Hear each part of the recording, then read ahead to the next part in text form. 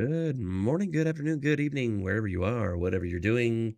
How y'all doing? It's Kaiser, and today I want to present you with a little bit of an interesting kind of dichotomy, a tale of two shows, such as it were.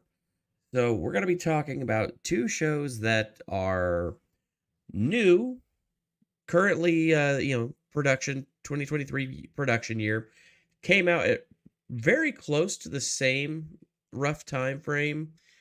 Both are vying to have a second season, and both were competing for as high a ratings as they could possibly get within pretty much all the very major streaming demographics.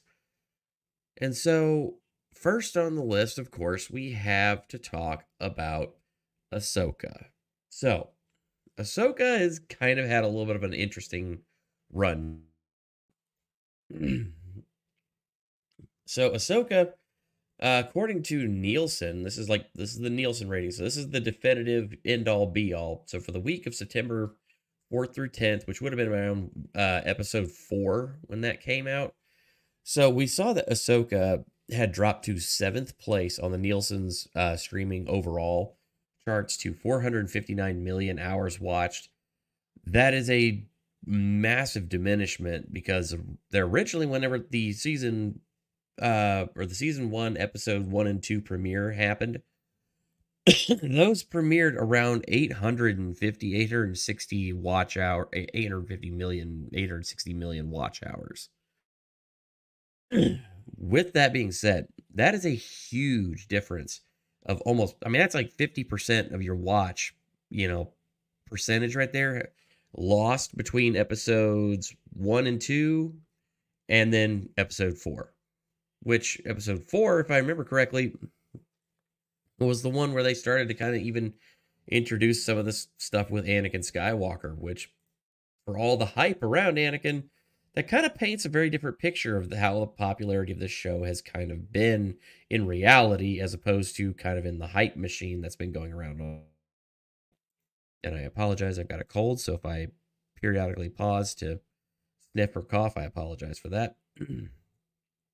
But what's interesting is that so far we've watched week on week as the Nielsen ratings have been coming out, that the ratings keep dropping. So yeah, this is from Cosmic Book News on October 6th.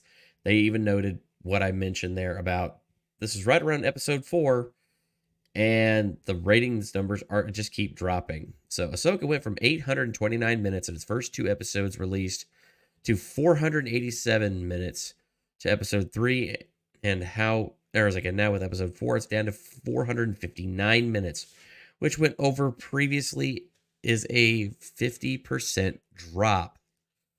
So that means that they premiered episodes 1 and 2 to 829, and that's 829 million. 829 million watch minutes. And that decreased on episode 3 to 487 million minutes watched. And now episode 4 is saying that it's down to 459 million minutes watched, which means that the numbers that between episodes 1 and 2 and then episode 3, there was literally a 50% drop in the total viewership of this show. That is bad, especially when Disney and them were quick to absolutely trot out about how they had over 14 million views on their initial run of the show. And they were very quick to shout from the rooftops that the show was doing extremely well, and that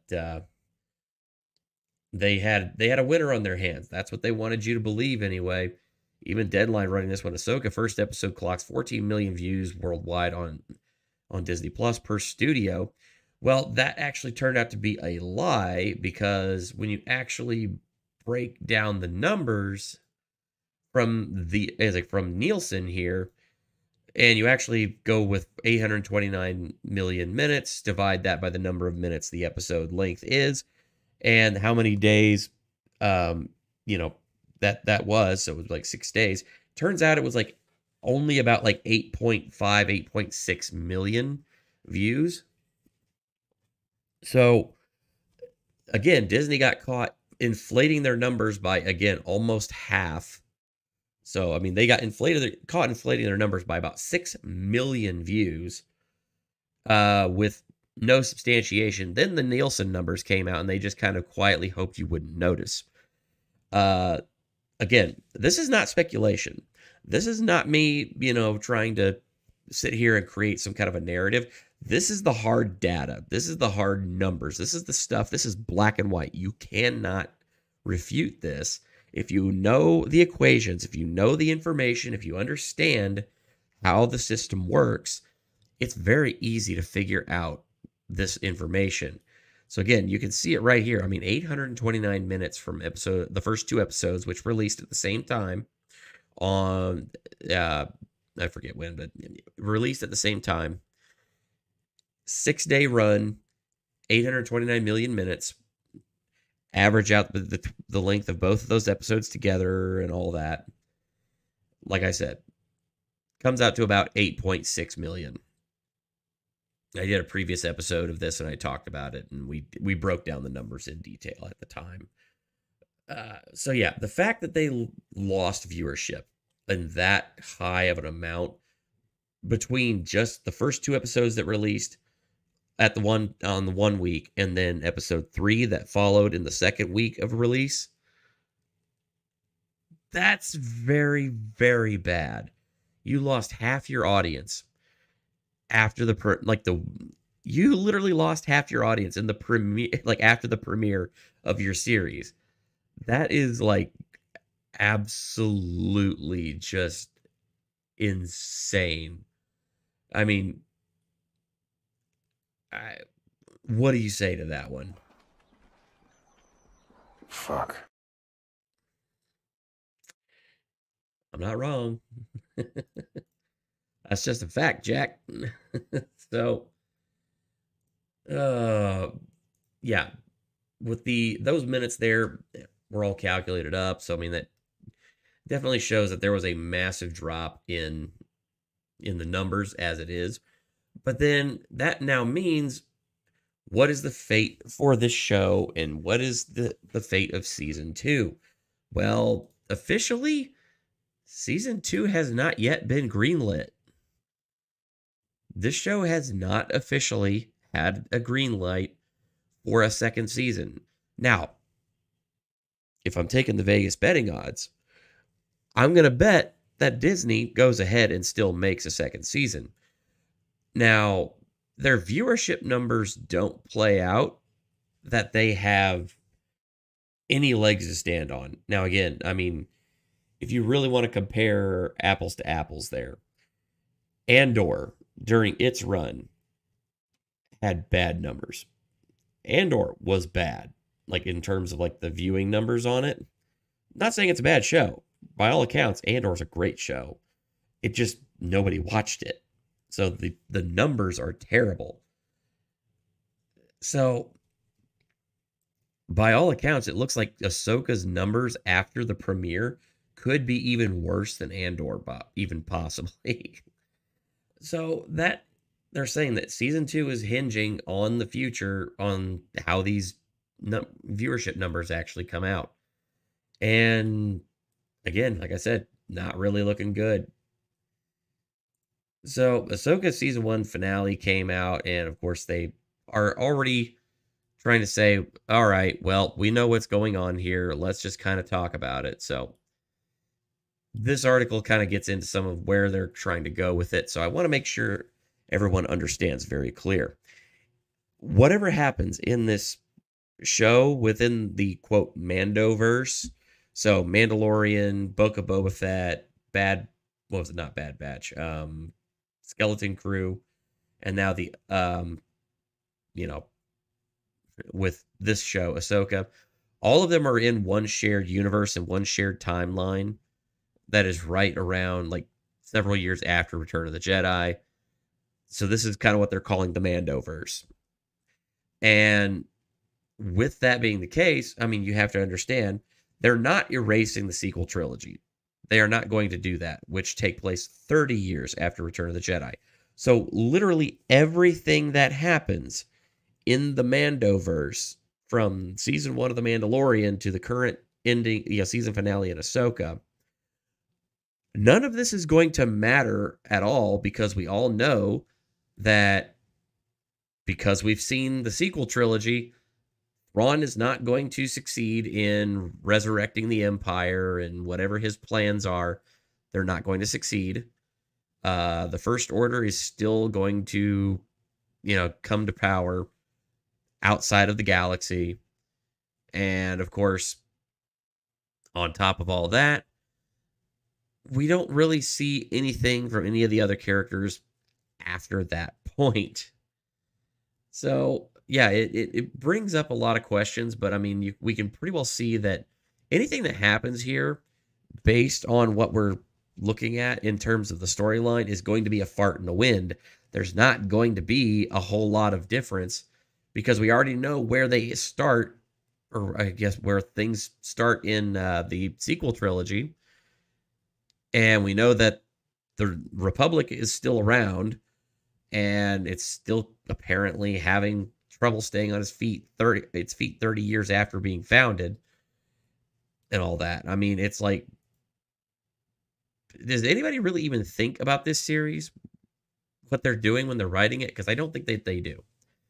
All right, so this writer just says, where do we go from here? Thrawn's intent is to get the gang, meaning the Empire, back together, aka Thrawn campaign.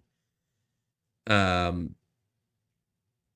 Thrawn campaign, which was a series of military and political maneuvers by the Blue Man to not only restore the Empire but also to implode the New Republic. This is all pre-Kylo Ren. Some fans have speculated that Dave Filoni's standalone feature film, a culmination of his Disney Plus, Lucasfilm universe, and The Mandalorian, Book of Boba Fett, Ahsoka, etc., centers around Thrawn, and that is poised to be next. However, we hear that Ahsoka Season 2 is more of a reality in the conversation. Okay, again, this is Deadline. These are shills. Take that with a massive grain of salt. Though nothing is locked yet. There you go. Tonight, there were no placards teasing that Ahsoka will return in the immediate future. Naturally, the ending WGA strike and the ongoing actors' strike has put off production for some time. Even still, they would have teased it if they really knew that the show had any hype behind it or any legs whatsoever. So, that kind of brings us to our next caveat, as it were. So, Ahsoka Season 2 potential release, cast, everything we know. This is over on the Direct, which, again, the Direct, I guess, as we know, another very much of a shill site, but hey, sometimes even a broken clock can be right twice a day. According to Disney, the premiere of Ahsoka on Disney Plus streaming platform was watched by 14 million people within the last week, meaning the series was extremely successful in terms of viewership. Wrong. Ahsoka is part of the Mandoverse, meaning that it is interconnected with other projects such as Mandalorian, Book of Boba Fett, Skeleton Crew. All these shows, which already have been released on Disney Plus, are moving in the same direction in universe and will eventually collide in the feature film directed by Ahsoka writer Dave Filoni. How about new? Yeah. So again, they just kind of get into a lot of fluff in the rest of this article, I'll be honest with you. I had to read through it, and it was painful. So now we go to Thrawn's Ahsoka ending, just set up Star Wars' Mandoverse movie. So yeah, as I mentioned, talking about setting things up for the actual eventual movie based on this. So Grand Admiral Thrawn did not appear in any of the sequel trilogy films, so he will have to be defeated at some point in the timeline between the end of Ahsoka Season 1 and the start of The Force Awakens.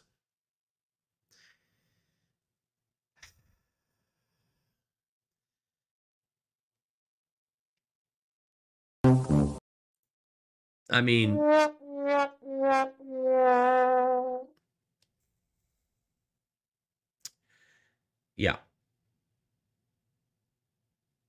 I called it. I told you. So that means that this whole series, everything that's happening with Thrawn, everything that's happening with all these other people is not going to matter worth shit going forward. Just beware of that before you go getting hyped at all for this show.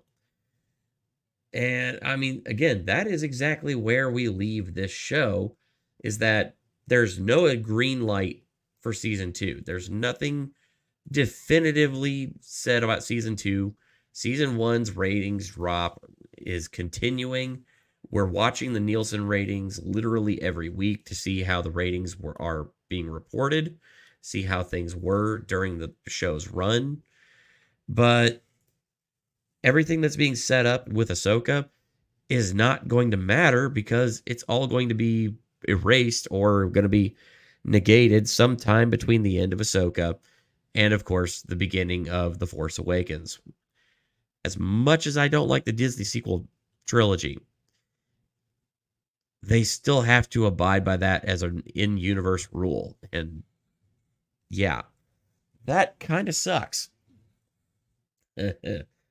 So again, I want to contrast two different shows. I've talked about most of Ahsoka with pretty much all of this show. Now let's talk about the other end of this side, the flip side of the coin, so to speak. Let's talk about One Piece. Yep, I'm sure you're all sick and tired of me talking about this show now, but you know what? That's just the way it is, and I'll be honest, I don't care, because, yeah, this show is actually really good. They're actually doing something interesting with it, and they're trying to stay true to the source material. They have reverence for everything, even from the actors down to the writers and showrunners. They all love this series, the original anime, and they are trying to do what they can to adapt it faithfully. So this article, Netflix's One Piece co-showrunner affirms commitment to respecting source material. Quote, if you're adapting something that you legitimately love, fight for what it needs to be, unquote. Gee, it's almost as if when you actually take the time and the effort and you find a show or a property, an IP, an intellectual property, an IP that you love, and you want to do it justice, that you need to stay true to the damn source material. I know, it's crazy.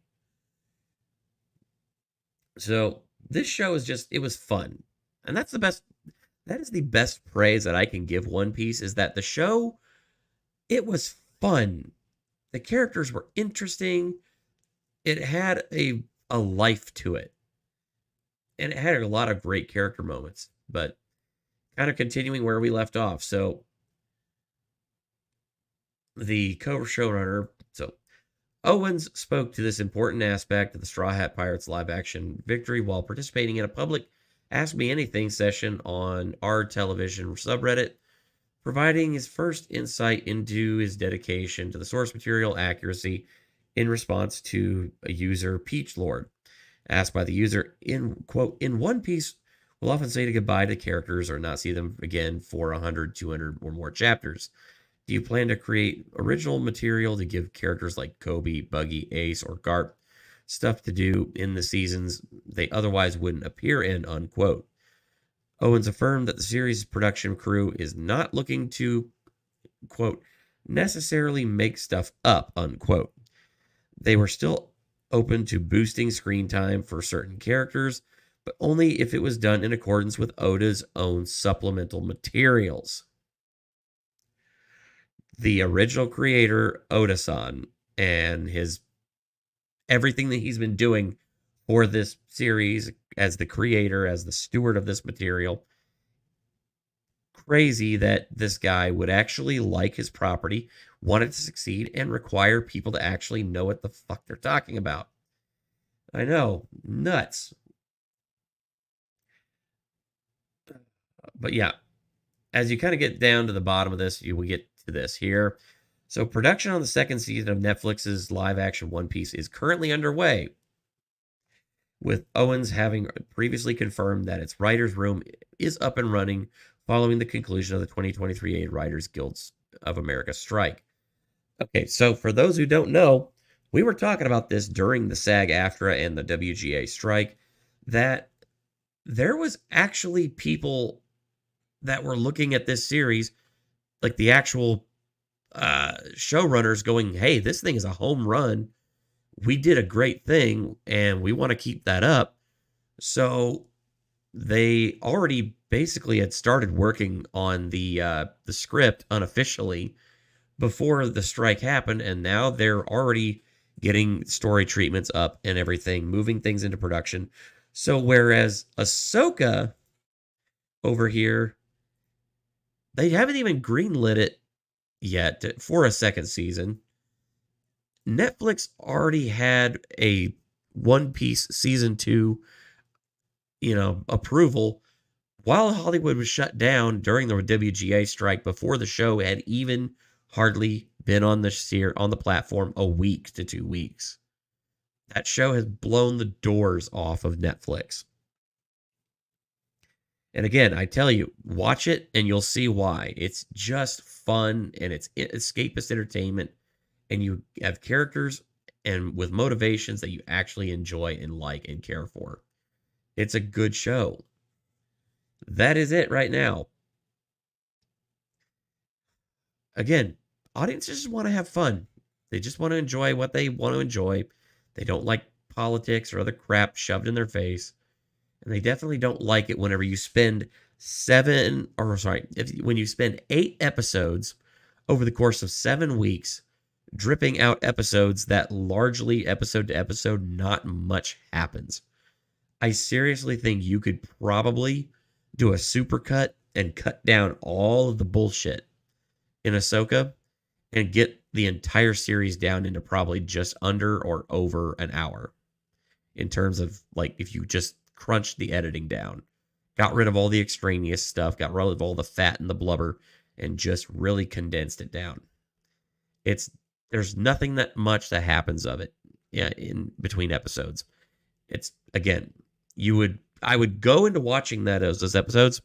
I would watch an episode. I would see all the things that happen, and I would end the episode going, okay, like, other than one minor little plot point getting resolved or happening, nothing else is happening in this show. Is what it is. All right, folks, I'm going to go ahead and get out of here. I have spent enough time rambling on this one as it is. But yeah, so again, a tale of two series. You have Ahsoka, which apparently can't even get a season 2 until they finally have all the Nielsen numbers out and they determine if it's cost effective to do so. Whereas Netflix's One Piece has been an absolute home run out of the park and was already greenlit before the WGA strike even lifted. The show had barely been on Netflix 2-3 weeks before it already got the season 2 green light. I don't know what else to say other than that. Anyway, folks, that's all I got for today. You have a great rest of your day, and I will see you on the next video. There is videos coming up 5 days a week. I have live streams on Wednesdays and Thursdays. Wednesday of this week at 9 p.m. Eastern, we're going to be doing the Amityville Horror, Fact versus Fiction, going through the famous case and some of the more sultrily strange and paranormal aspects of the case, as well as the actual murder case itself. Then on top of that, we're going to be on Thursday talking about movies with a good panel of guests. I will announce those very soon here, and we will have a great panel discussion, more of classic Real Talk Live, the way I've always intended it to be before Ahsoka happened, before the dark times, before Ahsoka. And we're going to get back to some of that. Anyway, I will talk to you all later. Have a great day. Peace.